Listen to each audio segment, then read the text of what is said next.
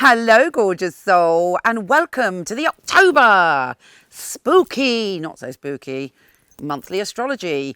Well, having said that, we do have Mars, the planet of action, sexuality, and power in Scorpio, Mercury, the planet of communication in Scorpio, and the Sun in Scorpio this month. So it's about diving deep into the shadows of ourselves and coming up strong and stepping into our power. Here's your monthly astrology.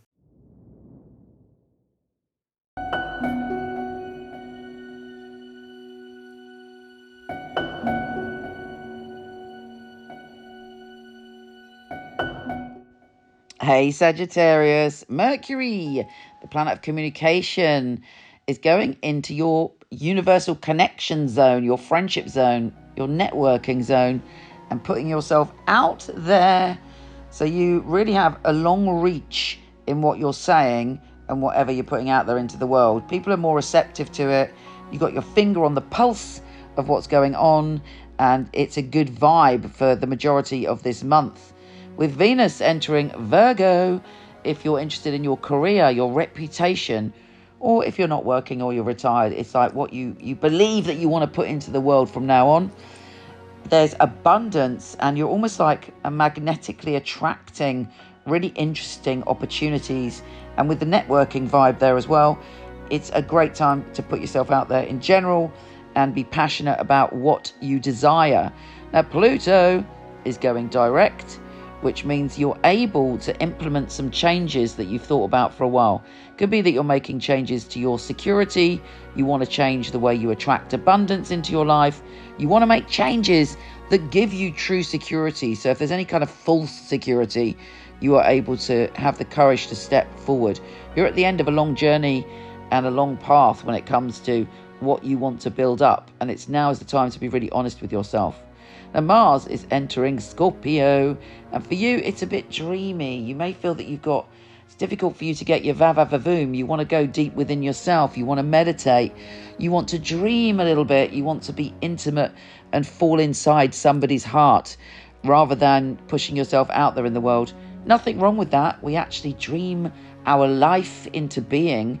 So it's positive to sometimes be still and dream.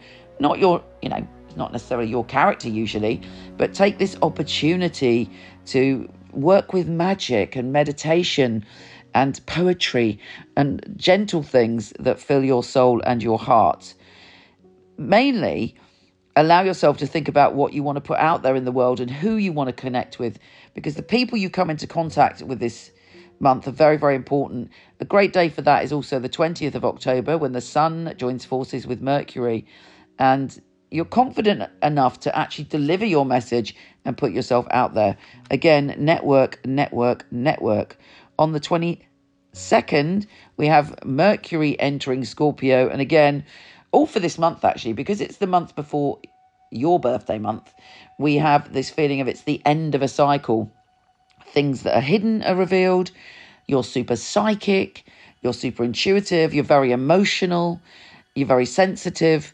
And I think it's important that you pay attention to those emotions and definitely trust your intuition, your hunches, and your psychic ability. With the Sun entering Scorpio, that ups that vibration a lot. And the full moon in Taurus is making you really analyze what you need to change in your habits and your routines to get what you want. And in fact, you should have a revelation, it's a partial lunar eclipse, that a tiny small change or one little pattern is going to bring you a massive shift forward. And it's like you've got to work with your intuition and meditate and ground yourself enough to make these changes, which will bring you incredible results. Do you listen to your intuition, or do you tend to kind of wash over it? Oh, and don't forget, on the 14th of October, there's a new moon with a massive solar eclipse. And for you, it's about your connection with people. I reckon you're going to let go of some people or even a belief system around that eclipse that no longer serves you. Something will be clear. People will reveal themselves.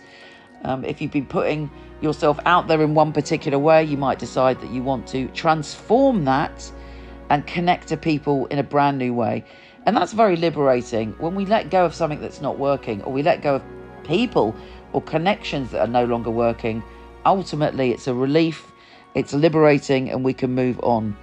At the end of the month, when Mercury and Mars join forces on the 29th, it is a moment for you to have such a psychic revelation and such a sense of intensity of feeling that you make big shifts in your life.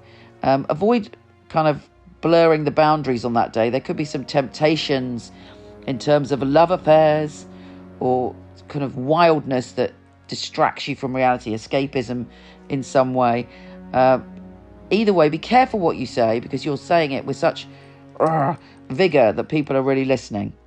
Anyway, you take care, gorgeous, and I'll speak to you soon.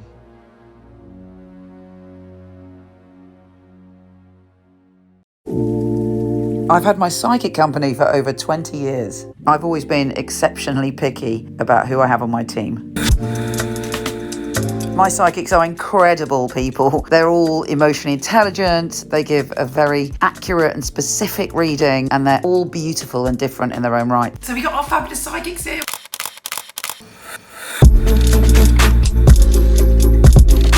My psychics go through 5 rigorous tests, including one with me, and then we get to meet. I love meeting the readers. And we make a film showcasing their unique skills. Sharon P. Hello. We're doing filming. So are you excited? Just relax, be yourself. Open up your heart. So if you feel that you're accurate, you're emotionally intelligent, and your heart really wants to empower your clients, then we'd love you to apply and come for a test with us.